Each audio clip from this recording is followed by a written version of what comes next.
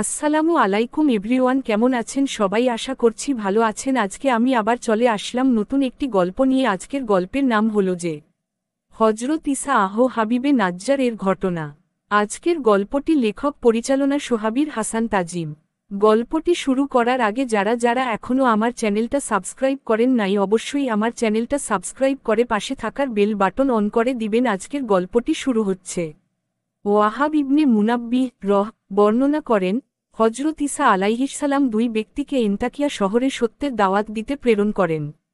এই জনপদের রাজার নাম ছিল আন্তাফাস। সে ছিল মূর্তি পূজক।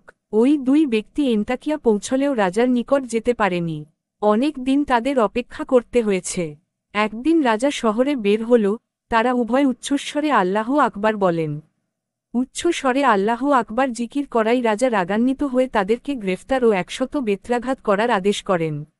যখন তাদের উভয়কে মিথ্যাজ্ঞান করা হয় এবং তাদেরকে প্রহার করা হয়, তখন হজরত ঈসা তার অনুসারীদের নেতা শামুনকে তাদের সাহায্যার্থে প্রেরণ করেন। ছদ্মবেশে শামুন সে জনপদে হাজির হলেন। রাজার নিকটস্থ লোকদের সঙ্গে তার যোগাযোগ হয় এবং তাদের মাঝে তিনি জনপ্রিয় হয়ে উঠলেন। তখন তারা রাজাকে শামুনের ব্যাপারে অবহিত করল। রাজা শামুনকে দরবারে ডেকে পাঠালে তিনি হাজির হলেন। শামুনের সঙ্গে আলোচনায় রাজা মুগ্ধ হল এবং তার যথাচিত সম্মান করল। কিছু দিন পর শামুন রাজাকে বললেন, আমি জানতে পেরেছি যে দুই ব্যক্তিকে আপনি কারাবন্দী করে রেখেছেন। তারা যখন আপনার ধর্মের বিরোধী কথা বলেছে তখন আপনি তাদেরকে প্রহার করেছেন এবং বন্দী করেছেন। আপনি তাদের সঙ্গে কোন কথা বলেছিলেন? বাদশাহ বলল, আমি এত বেশি রাগান্বিত হয়েছিলাম যে তাদের সঙ্গে কোন কথাই বলতে পারিনি।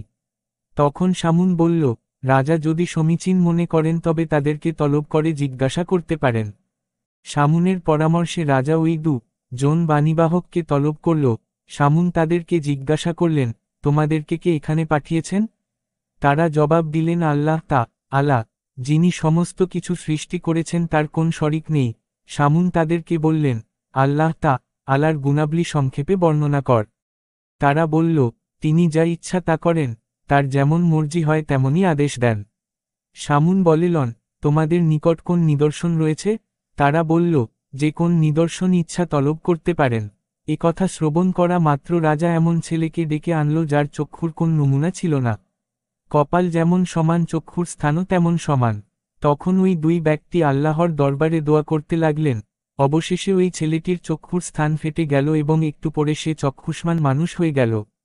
রাজা অত্যন্ত আনন্দিত ও আশ্চর্যান্বিত হল। শামুন রাজাকে বললেন, যদি আপনি আপনার উপাস্যকে এরূপ করতে বলেন, আর উপাস্য যদি এরূপ করতে পারে, তবে আপনার প্রাধান্য বিস্তার হবে। রাজা বলল, তোমার কাছে তো কোন কিছু গোপন নেই। আমরা যে সব মূর্তি পূজা করি তারা কোন কিছু শোনেও না, কোন কিছু দেখেও না, কোন প্রকার ক্ষতি কিংবা উপকার কিছুই করিতে পারে না। রাজা যখন মূর্তি পূজা করত এবং আল্লাহর দরবারে কাকুতি মিনতি করতে থাকত, লোকেরা মনে করত শামুন তাদের ধর্মে রয়েছে। এরপর রাজা ওই জন বাণীবাহককে বলল, তোমাদের খোদা যদি মৃতকে জীবিত করতে পারে, তবে আমি তাকে মানব। তারা বললেন, তিনি সর্বসময় সর্বময় ক্ষমতার অধিকারী। তখন রাজা একটি শিশুর লাশ হাজির করল, যার মৃত্যু হয়েছিল 1 সপ্তাহ পূর্বে। এই কারণে মৃত্যু লাশটি বিকৃত হয়ে গিয়েছিল। এমন অবস্থায় তারা আল্লাহর দরবারে প্রকাশ্যে দোয়া করল, আর শামুন চুপিসারে দোয়া করতে থাকলেন।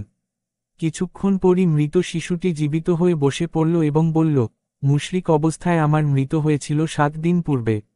আমাকে অগ্নির 7টি ময়দানে নিয়ে যাওয়া হয়। আমি তোমাদেরকে শিরক পরিত্যাগ করার কথা বলছি। তোমরা এক আল্লাহর প্রতি ঈমান আনো।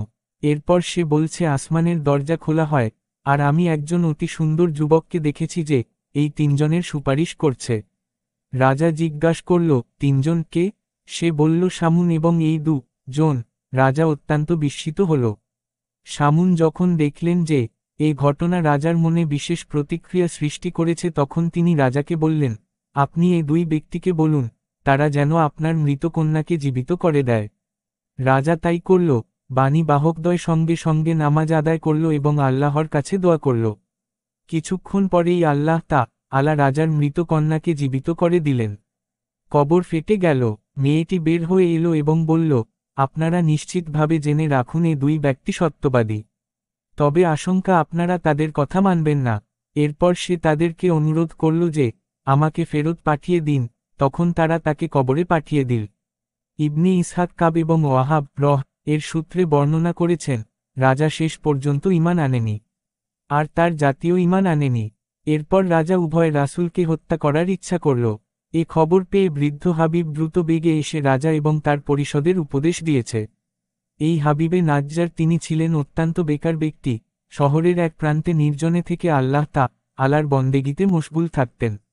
রাসূলগণের সঙ্গে কাফেরদের দুর্ব্যবহার দেখে তিনি নীরব থাকতে পারলেন না, তাই তাদের সাহায্যে ছুটে আসেন এবং তাদের অনুসরণের জন্য তার সম্প্রদায়ের প্রতি আহ্বান জানালেন এবং তিনি বললেন, তোমরা অনুসরণ কর এমন লোকদের যারা তোমাদের নিকট কোন প্রতিদান চায় না, এবং যারা হেদায়েত প্রাপ্ত, যারা সঠিক পথের দিশারি।